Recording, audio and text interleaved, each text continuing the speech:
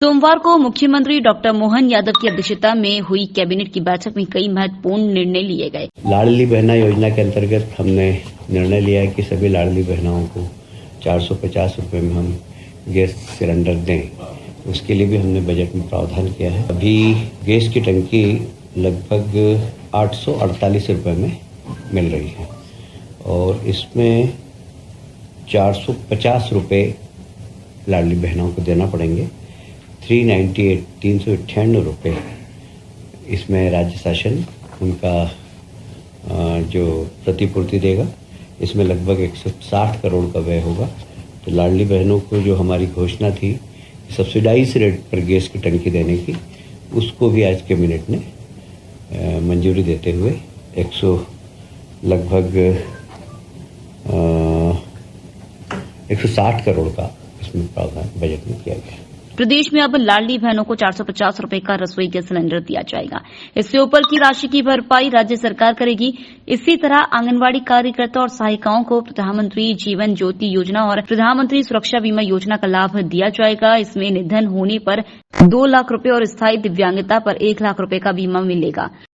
और उसमें जो नीति आयोग की बैठक के संबंध में उन्होंने जानकारी दी कि विकसित भारत बनाने में राज्यों का योगदान बड़ा महत्वपूर्ण है और इसलिए जितनी भी कल्याणकारी योजना है, विशेषकर गरीबी उन्मूलन की, उसके ऊपर राज्य सरकारें बहुत अच्छी तरीके से काम करें, जिससे कि विकसित भारत का हमारा सपना है वो जल्दी पूरा हो सके। मुझे आज ये कहते हुए बहुत प्रसन्नता है कि काफी दिनों से यह बात की जाती थी कि स्वास्थ्य के क्षेत्र में आयुष विभाग वह हर जिले में काम नहीं कर रहा है। कुछ सिलेक्टेड डिस्ट्रिक्ट थे जहां पर काम होती थी। आज कैबिनेट ने निर्णय लिया है कि सभी जिलों में आयुष योजना के अंतर्गत जो हमारी विधाएं हैं उसके माध्यम से मरीजों को लाभ मिल सके। और इसके लिए जहां पर आयुष की सुविधाएं नहीं है वहां अगर बजट की आवश्यकता होगी तो बजट का प्रावधान भी हमने किया है। लगभग 19 करोड़ से ज्यादा का बजट आज कैबिनेट में। एक और सक्षम आंगनवाड़ी पोषण योजना जो हमारी, उसके अंतर्गत आंगनवाड़ी में काम करने वाली जितनी भी हमारी बहनें हैं उनके लिए आज एक महत्वपूर्ण निर्णय लिया गया। प्रधानमंत्री बीमा योजना, विशेषकर प्रधानमंत्री जीवन ज्योति बीमा योजना व प्रधानमंत्री सुरक्षा बीमा योजना, इसके अंतर्गत सभी बहनों को कवर किया जाएगा। इसकी लगने वाले प्रीमियम राज्य सरकार वहन करेगी और बन रहा है। हमने ग्रामीण क्षेत्र की सड़क में हमेशा मध्य प्रदेश में बहुत तेजी से काम किया है और इसके अंतर्गत हमारी जितनी भी योजनाएं थी वे करीब करीब समय सीमा में पूरी हुई है। पर कुछ योजनाएं ऐसी थी जो कभी कभी वन विभाग की परमिशन के कारण, कभी हाईकोर्ट के स्टे के कारण रह गई थी।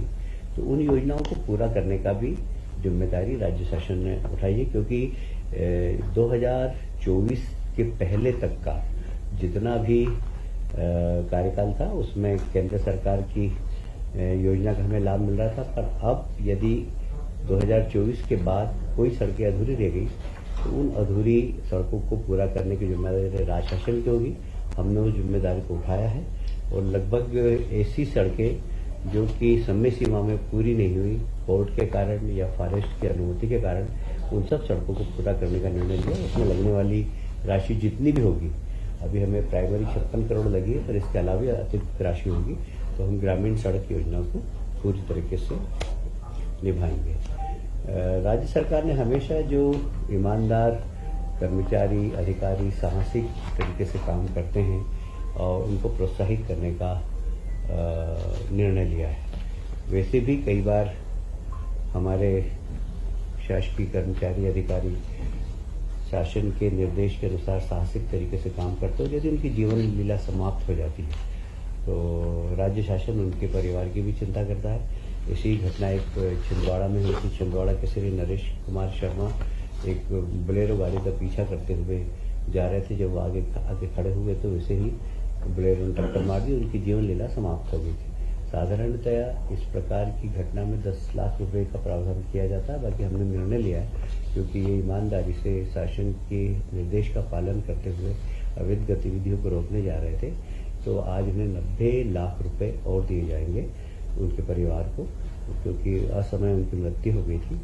और हमने, जैसा पहले भी आपको अवगत होगा, कि इस प्रकार की राशि उनकी पत्नी को आधी और आधी उनके माता पिता को देंगे। तो 45 लाख रुपए उनके माता पिता को देंगे और 45 लाख रुपए उनकी पत्नी और बच्चों को देंगे। ये एक निर्णय आज कैबिनेट में लिया है। एमपी रूरल कनेक्टिविटी प्रोजेक्ट है जो हमारा, जो गांवों को जोड़ने का, उसमें कई काम अधूरे रह गए हैं, कई काम हमें और भी करना है।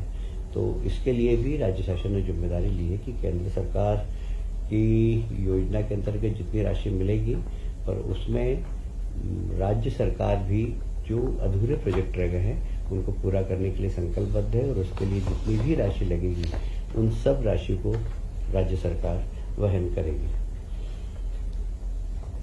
लाडली बहना योजना के अंतर्गत हमने निर्णय लिया है कि सभी लाडली बहनाओं को 450 रुपए में हम गैस सिलेंडर दें। उसके लिए भी हमने बजट में प्रावधान किया है।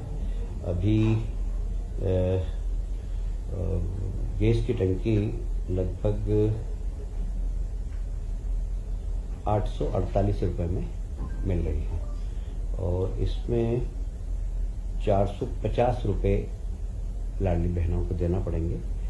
398 रुपए इसमें राज्य शासन उनका जो प्रतिपूर्ति देगा।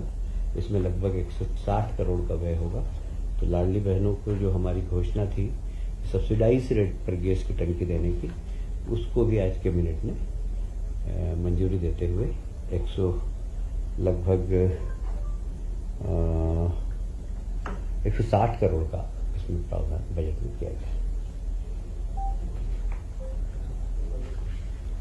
आप अभी जानते हैं कि हमने अभी पहले उज्जैन में इन्वेस्टर मीट की, फिर जबलपुर में इन्वेस्टर मीट की है और उसमें काफ़ी अच्छा इन्वेस्टमेंट आया है। विशेषकर